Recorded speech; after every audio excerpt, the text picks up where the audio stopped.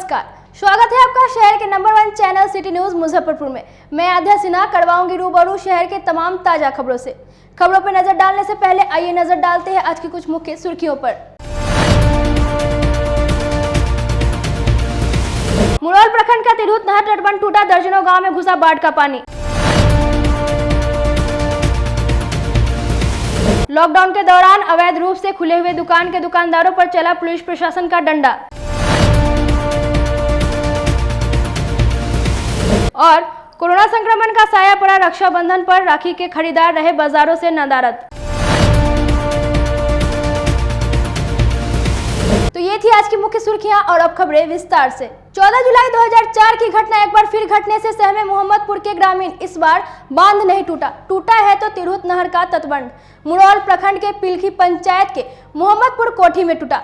कई पंचायतों में घुसा पानी, कई हेक्टेयर में लगी फसल हुई बर्बाद।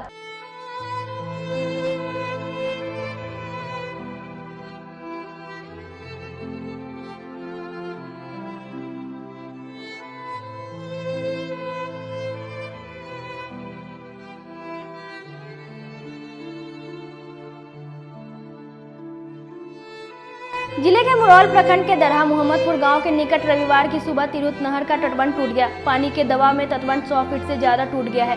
बाढ़ का पानी 1 दर्जन से अधिक गांव में प्रवेश कर गया। हजारों एकड़ खेत में पानी फैल गया है। क्षेत्र में भयावह बाढ़ की आशंका व्यक्त की जा रही है। अगले 24 घंटे में बाढ़ का पानी प्रखंड के उत्तरी इलाके को अपनी चपेट में ले सकता है। पातेपुर के उत्तरी क्षेत्र में अफरा तफरी का माहौल है। जानकारी के अनुसार तिरहुत नहर के तटबंध में पिछले 3 दिनों से रिसाव हो रहा था।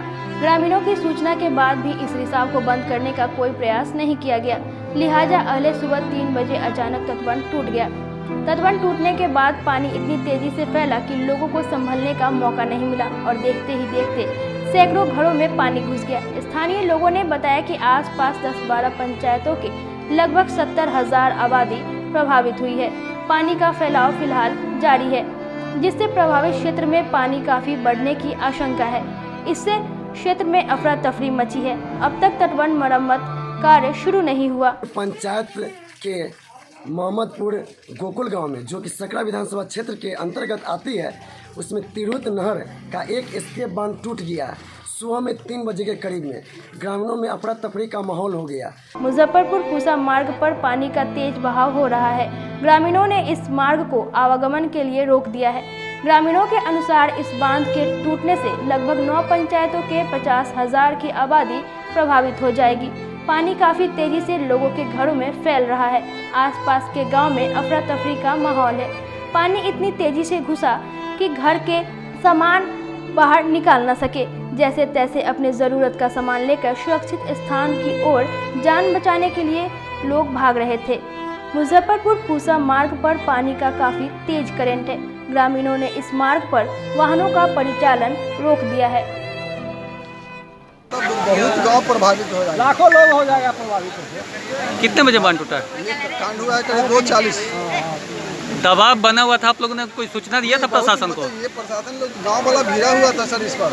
ये ब्रोकर जब फूटा था जिसमें गांव वाला पूरा भिड़ा हुआ था कि इसको हम रोक लें, लेकिन ये रुक नहीं पाया। आज 3 दिन से रिसाव था, लेकिन प्रशासन से कोई इसमें अति नहीं हुआ। जो गांव वाला किया वही हुआ, प्रशासन से कोई मदद नहीं।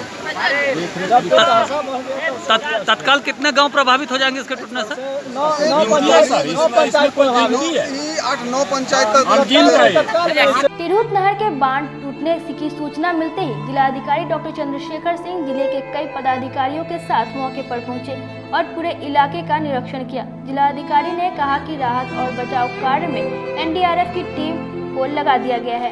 हम लोगों का जो कि पिलखी और जो हमारा मोहम्मदपुर है गांव, उसके बीच में सीमा पर ही तिरहुत कैनाल का तटबंध टूट गया है। इसका दाहिना तटबंध, और ये तिरहुत कैनाल बूढ़ी गंडक नदी में मिलता है, जहां वहां से लगभग आधा किलोमीटर पहले टूटा है। तो एक प्रकार का बैक फ्लो हो रहा है, बूढ़ी गंडक का जो पानी है उसका बैक फ्लो हो रहा है। तो ये राइट एम्बैंकमेंट टूटा है, जिसका पानी यहाँ से निकल करके मुजफ्फरपुर पूसा रोड जो है उसके किनारे किनारे चौर होते हुए जा रहा है। और उसमें जो लोग निचले एरिया में थे, हम लोग लगभग 150 से 200 लोगों को बाहर निकाल लिए हैं। तो उससे कोई जान माल की क्षति नहीं है। और एनडीआरएफ की टीम भी हम लोगों की लगी है। और अभी हम लोगों का प्रयास है कि जो इसका बायां तटबंध है उसको हम लोग बचाएं, क्योंकि उधर भी आबादी हम लोगों की ज़्यादा है, मोहम्मदपुर गांव है हम लोगों का, तो उसके लिए हम लोग प्रयास कर रहे हैं। और इसमें जो जल संसाधन विभाग की टीम है वो पूरा लगी है, गांव के लोग भी पूरा लगे हुए हैं। तो हम लोगों का प्रयास है कि बायां तटबंध इसको हम लोग बचा लें, और बाकी उसके बाद जल स्तर जैसे ही कम होगा तो उसकी मरम्मती का काम शुरू होगा। तो बांध टूटा 9 घंटे बीत गए, लेकिन स्थानीय निवासी बोल रहे हैं कोई अभी तक प्रशासन द्वारा मदद नहीं किया। नहीं, जब टूट गया था, जिस समय टूटा था उस समय जल संसाधन विभाग की टीम थी वहाँ, और 3 बजे रात से ही ड्रेनेज डिवीज़न के इंजीनियर और लोग वहाँ हैं, और हम लोग भी यहाँ स्थल पर ही मौजूद हैं। और चूँकि वो टूट गया है और जल का प्रवाह बहुत ज़्यादा है, तो तुरंत उसको बांधना संभव नहीं है। पानी जैसे ही थोड़ा सा लेवल कम होता है या बराबर होता है तो उसको बांधने का काम करेगा लोग। और अभी हम लोग निचले इलाके से लोगों को वार्न किए हैं, तो वो लोग बाहर आ रहा है। और दूसरा, बायां तटबंध बचाने का हम लोगों का सर्वोच्च प्राथमिकता है अभी। सर कितना क्षति हो चुका है? नहीं, क्षति कोई इस प्रकार की नहीं है। जो खेत और फसल की क्षति है वो तो होगी ही, उसका जो मुआवजा नियमानुसार है उसको हम लोग देंगे, लेकिन जान माल की अभी क्षति नहीं है। लोग पहले ही निचले स्तर से, निचले स्थल से ऊपर आ चुके हैं, और एनडीआरएफ की टीम भी हम लोगों की लगी हुई है।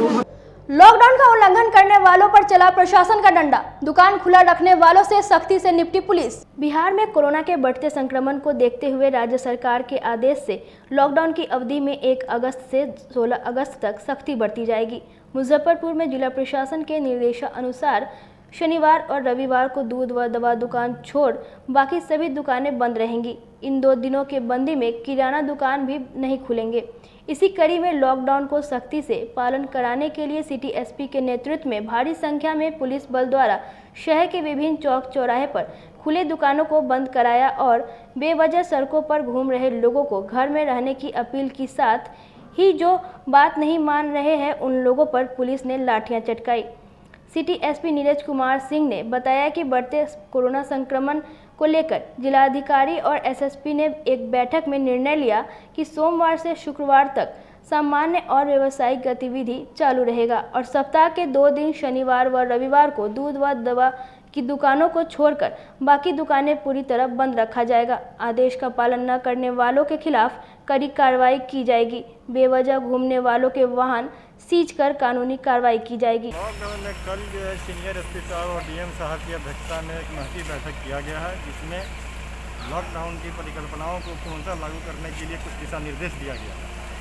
इसमें सप्ताह के 5 दिन तक सामान्य रूप से जो कि गतिविधियाँ, व्यवसायिक गतिविधियाँ चालू रहेंगी, लेकिन 2 दिन तक शनिवार और रविवार को कंप्लीट लॉकडाउन रहेगा, जिसमें दवा की दुकान, दूध की दुकान और पेट्रोल पंप को छोड़ के बाकी सारी चीज़ें बंद रहेंगी। इमरजेंसी में कोई वाहन का जो है कि अपना प्रयोग कर सकता है, अन्यथा हर तरह का वाहन पर जो है प्रतिबंध लगाया गया है। संक्रमितों की संख्या लगातार बढ़ती जा रही है सर, उसके बावजूद लोग लॉकडाउन का पालन करते नजर नहीं आ रहे। आज जबकि बंद होने के बावजूद लोग सड़कों पे दिख रहे हैं। 2 तरीके की कार्रवाई कर रहे हैं हम लोग। एक तो है कि दंडात्मक भी कार्रवाई हो रही है, दूसरा है कि जन जागरूकता अभियान भी फैलाया जा रहा है। 2 टीम है हम लोग के पास। एक जो है कि जन जागरूकता अभियान कर रहा है कि कोरोना से बचने के लिए किस तरह का जो है कि उपाय करना है हम लोगों को, और विगत 4 महीना से हमें लगता है कि सभी लोग जो है कि जागरूक हो चुके हैं। उसके बावजूद भी जो है कुछ लोग इसका पालन नहीं कर रहे हैं, उसके लिए जो है कि हम लोग का कार्रवाई कर रहे हैं। लोगों से क्या अपील करना चाहिएगा सर? कोरोना का चल रहा है, लोगों से अपील यही है कि जो कोरोना के लिए निश्चित मापदंड बनाया गया है, ये मास्क का प्रयोग करना है, बाहर कम निकलना है, निकलना भी है तो सोशल डिस्टेंस अप्लाई करना है, सैनिटाइजर का प्रयोग करना है, वही अपील हम लोग का भी है कि इसको पूर्णतः पालन करें। कोरोना का असर राखी पर्व पर भी देखने को मिला। रक्षाबंधन पर भाई को राखी बांधने को तरस गई बहनें। सोमवार को भाई बहनों का अटूट रिश्ते का त्यौहार रक्षाबंधन है, जिसको लेकर रविवार को बाजारों में भीड़ नदारद दिख रही थी। लॉकडाउन के कारण बाजारों में राखी की दुकानें बंद रही, लेकिन ठेले पर ही कई लोग राखी बेचते नजर आए और इनके भी दुकानों पर इक्का दुक्का ग्राहक नजर आ रहे थे। दुकानदारों ने बताया कि इस वर्ष राखी का बाजार बिल्कुल नहीं लगा। हम लोगों को इस वर्ष भारी नुकसान उठाना पड़ रहा है। ठीक है, तो इस कोरोना के लेकर जो है ज़रा सा भी बाज़ार में रौनक नहीं है, और जो भी माल हम लोग मंगाए हुए हैं माल जो है डर के मारे लोग खरीदार खरीदने भी नहीं आते। इसके कारण जो है बाज़ार इस बार एकदम मंदा है। क्या राखी बिका है या नहीं? वही थोड़ा बहुत बिका है। अच्छा, जब बाज़ार में ग्राहक ही नहीं आते हैं तो कैसे भी किया जाए। हर साल आती बाढ़ पर स्थायी निदान क्यों नहीं करना चाहती कोई भी सरकार? देखिए सिटी न्यूज़ की खास रिपोर्ट। जिले में पहले कोरोना महामारी ने लोगों की जिंदगी की खुशियां छीन ली है, फिर आसमान से बरसी आफत ने लोगों की जिंदगी को बदरंग कर दिया है। लाखों लोगों की आबादी को बूढ़ी गंडक के विकराल रूप ने घर से बेघर कर दिया है। लोगों का आशियाना तो डूबा ही, इसमें रखे सामान भी बर्बाद हो गए। जिले के शहरी क्षेत्र के साथ कांटी, मीनापुर, बोचहां, गायघाट क्षेत्र सहित अन्य बाढ़ प्रभावित प्रखंडों के लाखों परिवार तटबंध या सड़क किनारे परिवार के 8-10 लोग एवं मवेशी के साथ प्लास्टिक के नीचे रहने को विवश है। वहीं बाढ़ से पीड़ित कई परिवार खुले आसमान के नीचे रहने को भी विवश है। सांप बिच्छू के साथ कोरोना महामारी के खौफ से भी काफ़ी भयभीत है। हालांकि प्रशासन की ओर से भोजन समेत अन्य राहत सहयोग उपलब्ध कराया जा रहा है, लेकिन यह काफ़ी नहीं है। बड़ी संख्या में पीड़ित अब भी राहत पाने से वंचित है। बाढ़ से पीड़ित लोगों का कहना है कि हर साल बाढ़ की त्रासदी से लाखों परिवार बेघर हो जाते हैं। बाढ़ के समय सरकारी राहत मिलती तो जरूर है, लेकिन यह कब तक चलेगा? सरकार इतने वर्षों में आम जनता के हित में एक ऐसा कार्य करती जो आम जनता को हर साल अपने आने वाले बाढ़ के त्रासदी से मुक्ति मिला सके। योगदान है। अतः जो शहर में जो लोग हैं उनकी तरह इनको भी व्यवस्था करनी चाहिए। सरकार का प्रमुख दायित्व है। ये भी जो है हम लोग की तरह जो है ये भी इंसान आदमी है। अब ये है कि शहर में लोग अपना बिल्डिंग बना के रह रहे हैं आराम से और इन लोग के पास कोई सुविधा नहीं है। अतः सरकार को इनके बारे में पूरा सोचना होगा। ये नहीं कि हाँ वोट ले लिए उसके बाद सरकार बन गई और इसके बाद इन लोग को जो है कोई अपने हाल पर जीने के लिए छोड़ दी। ये बहुत ही गलत चीज़ है। ये सरकार को सोचना। सरकारें आती रहती है, लेकिन कोई भी सरकार हो, ये बाढ़ की समस्या एक दिन की नहीं है, ये हर साल आती है। इसमें सरकार को परमानेंट समाधान चलना चाहिए कि आखिर ये लोग इस पानी में रहेंगे कैसे। ये पानी आखिर आए तो क्यों आए, इसके लिए जगह जगह बांध बनाइए, जगह जगह डैम जो भी। सत्ता दल से जुड़े हुए आपके पिताजी भी हैं, तो इस पर क्या कहिएगा? देखिए, सत्ता और विपक्ष की बात नहीं है। यहाँ सारे पार्टी को, सारे यहाँ पर सत्ता और विपक्ष को छोड़कर पार्टी लेवल से ऊपर उठकर सारे लोगों को एक साथ, पहले गरीब जनता, भारत की जनता को देखेंगे, बाद में सत्ता या विपक्ष की देखेंगे। इसलिए सारे हम तो सभी लोग सुपाएंगे, सभी लोग जो है पार्टी दलगत राजनीति से ऊपर उठकर सभी लोग इस गरीब जनता की सेवा करें, इनको उचित समाधान करें, इनको जो लिए उचित रहने की व्यवस्था करें। ये बाढ़ पीड़ित है, ये नहीं समझे कि हाँ गरीब है हम लोग सुरक्षित है। ये नहीं, विपदा किसी पर भी आ सकती है। अतः मैं कहा जा रहा है कि नगर निगम का क्षेत्र है, यहाँ इस तरह की स्थिति है। अब नगर निगम का क्षेत्र है तो नगर जो मेयर है उनको भी समझना चाहिए, उनको भी यहाँ राहत बांटना चाहिए।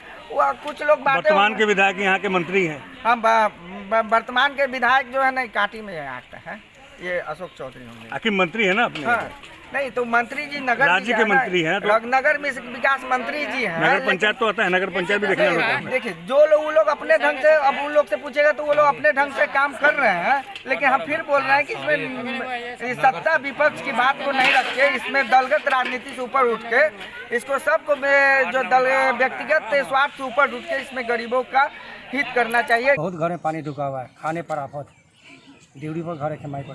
17 अंसारी नाम है मेरा। कितना आदमी प्रभावित हुआ होगा इस बाढ़ में? कोई ठीक नहीं, गिनती का तो कोई पता नहीं चला कितना है। बहुत पानी, इतना पानी। सरकारी सुविधा वगैरह कुछ नहीं है। एगो बिस्कुट पर आफत कितने मिला। कितना परिवार होंगे सड़क पे भी? तो कोई गिनती नहीं, परिवार घूमेगा तो बहुत मिलेगा वहाँ। कोई व्यवस्था नहीं, नाव भी नहीं। अब वक्त हो चला है एक छोटे से ब्रेक का। कहीं मत जाइएगा, बने रहिए सिटी न्यूज़ मुजफ्फरपुर के साथ। कैरियर अचीवर्स आपके विश्वास पर खरा उतरने वाला कोचिंग संस्थान है। हमारे यहाँ मेडिकल, IIT, JEE तथा फाउंडेशन की तैयारी भी कराई जाती है। इसके अलावे exclusive batch JEE mains, advance की भी क्लासेस चलाई जाते हैं। छात्र छात्राओं को 100% स्कॉलरशिप की भी व्यवस्था है। यहाँ से कितने छात्र छात्राएं सफलता की सीढ़ी चढ़ चुके हैं। Classes taken by top mentors, तो हमारे यहाँ अवश्य पधारें। तो हमारा पता याद रखें, हमारा पता है career achievers, Mithanpura, near North Point School, और हमारा कॉन्टेक्ट नंबर है 8002479735, या फिर आप हमें कांटेक्ट कर सकते हैं 8877430251 पर। सबसे बड़ी बात तो ये है कि हम चाहते हैं कि हमारे इस मिशन में हमारे बच्चे गंगा पार करके उस पार नहीं जा पाए। यही नहीं, मिशन तो तब सक्सेसफुल होगा जब गंगा पार के बच्चे यहाँ एडमिशन लेने के लिए मार करेंगे। इसी आशा के साथ इंस्टीट्यूट तो हम लोग चला रहे हैं, अपने बच्चों को खुश करने की कोशिश कर रहे हैं। बच्चों को मैंने यही कहा है, तुम अपना समय दो, मैं तुम्हें आसमान की बुलंदियों पर पहुंचा दूंगा। मुजफ्फरपुर की शान और अपने कलाकृतियों से बॉलीवुड के स्टारों में अपनी पहचान बना चुका बाबा की दुकान लहठी भंडार पिछले 50 वर्षों से आपके पसंद का ख्याल रखती है। यहाँ से लाह की बहुरानी सेट बॉलीवुड की स्टार ऐश्वर्या राय ने अपनी शादी में पहनी थी। यहाँ से राजनीतिक गलियारों के नामचीन चेहरों की दुल्हन भी सजी थी। हमारे यहाँ शादी सेट, बहुरानी सेट, जयमाला सेट, लाह के फैंसी आइटम कुशल कारीगरों द्वारा निर्मित कराई जाती है। इसके अलावा चूड़ा सेट, कंप्यूटर चूड़ा, कुंदन चूड़ा, वाटरप्रूफ चूड़ा, चुंदरी 3 बुंदिया, बंग बंगरी, हिंगलू, पात चूड़ा, जंगली चूड़ा का भी निर्माण अपने कारीगरों द्वारा कराती है। यही नहीं, लाह से बनी कान का टॉप्स, रिंग, नथ, गला का हार, मांग टीका, पेन स्टैंड, हाथी, बिछिया, ग्लास, करा भी बनाती है। तो एक बार हमारे यहाँ अवश्य पधारे। बाबा की दुकान लहठी भंडार, इस्लामपुर, मुजफ्फरपुर। हमारा कांटेक्ट नंबर है 9308620444। 40-50 साल से जो हमारी दुकान है, ये बाबा की दुकान लहठी भंडार, समझे ना, पुश्तैनी हम लोग का काम ही है।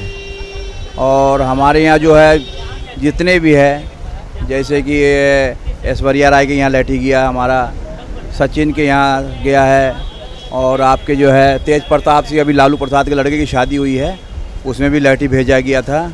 और हमारे यहाँ जो है ना बहुरानी सेट है, जैसे कि है कुंदन सेट है, और जैसे कि हम लोग जो डिज़ाइन जो है सेलेक्ट करते हैं जो लगन के ऊपर जो है, जैसे कि कस्टमर का चॉइस देखते हैं हम लोग हैं, उसी टाइप से हम लोग जो है माल तैयार करते हैं। और कलर है मैचिंग, हमारे यहाँ सबसे विशेषता है कि हर तरह के लहंगे का जो है ना मैचिंग तुरंत हैंड टू हैंड हम लोग लगा के दे देते हैं। हम पढ़ाते नहीं, हम बच्चों में विश्वास जगाते हैं। Christ Jyoti international school, based on CBSE curriculum with को एजुकेशन। इस स्कूल में प्रत्येक विषयों के लिए अनुभवी शिक्षकों का समूह है। विद्यार्थियों को अलग से ट्यूशन पढ़ने की आवश्यकता बिल्कुल नहीं है। बच्चों को प्रत्येक विषयों के लिए अलग से अतिरिक्त कक्षाएं दी जाती हैं।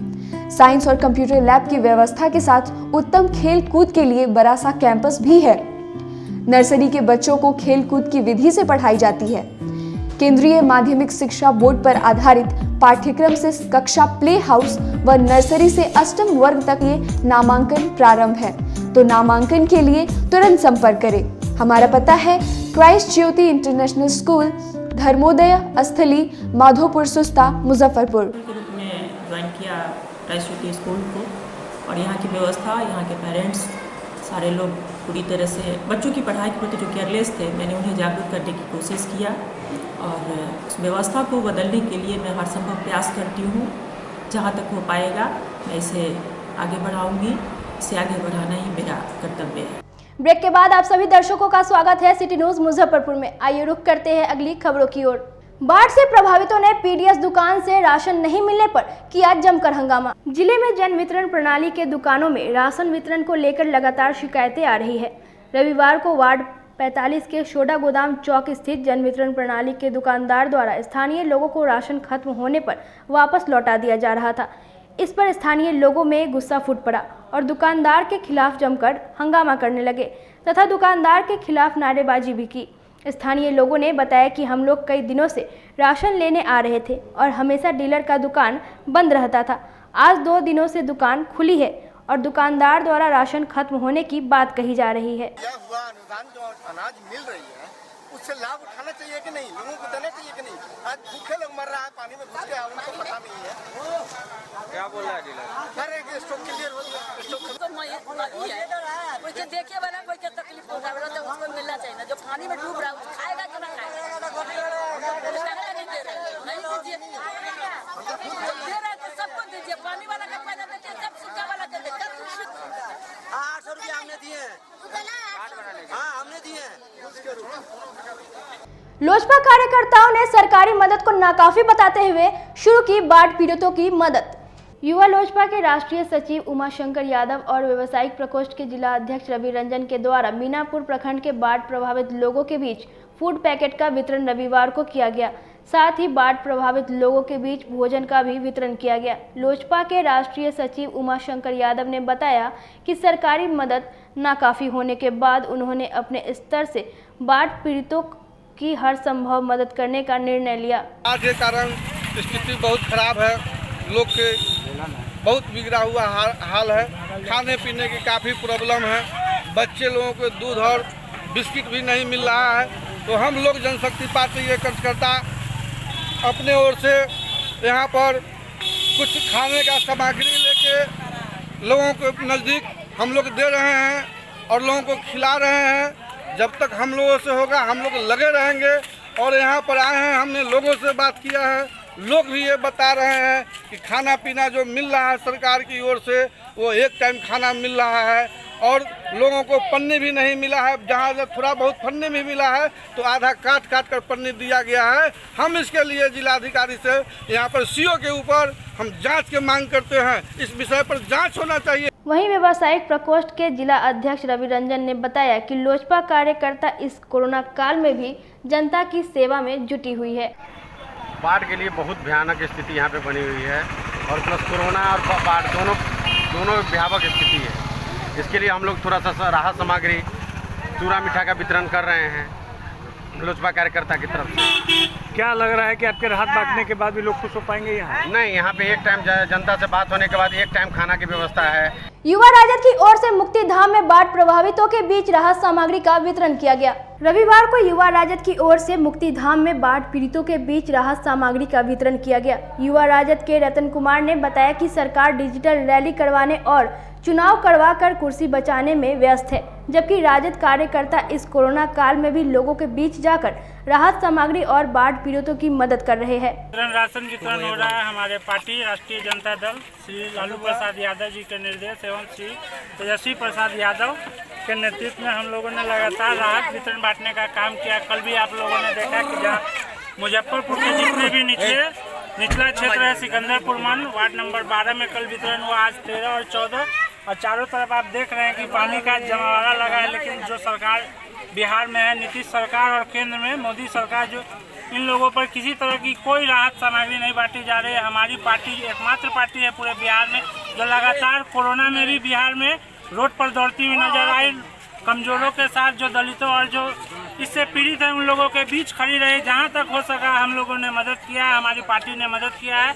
लेकिन ये नीतीश सरकार जो 137 दिनों से अपने महल में बैठकर अपने महलों को अस्पताल में तब्दील कर दिया और गरीबों के बीच में 1 रुपया भी राहत बांटने का काम नहीं किया है। हर साल इस क्षेत्र में हमारे उत्तर बिहार में बाढ़ की समस्या आती है, लेकिन ये सरकार जो करोड़ों और अरबों रुपए का फंड आता है अपने निजी खुशी एवं अयाशियों के बीच खर्च करती है और इस गरीबों के बीच में 1 रुपया ना ही राशन दिया जाता है, ना ही दवा वितरण होता है। और आजकल सुनने में आया है कि 6-6 हज़ार रुपया गरीबों के खाता में भेजा जाएगा, लेकिन किसी से भी पूछा जाए यहाँ पर 1 रुपया भी किसी के खाता में नहीं आया है। अगर सरकार इन लोगों के लिए कुछ करना चाहती है तो 4 महीना का इनका बिजली बिल माफ़ कराए, इनके ज़मीन का टैक्स माफ़ कराए, बच्चों का स्कूल फीस माफ़ कराए और जहाँ सिलेंडर गैस का वितरण कराए। लेकिन ये सरकार ज़मीन पर नहीं।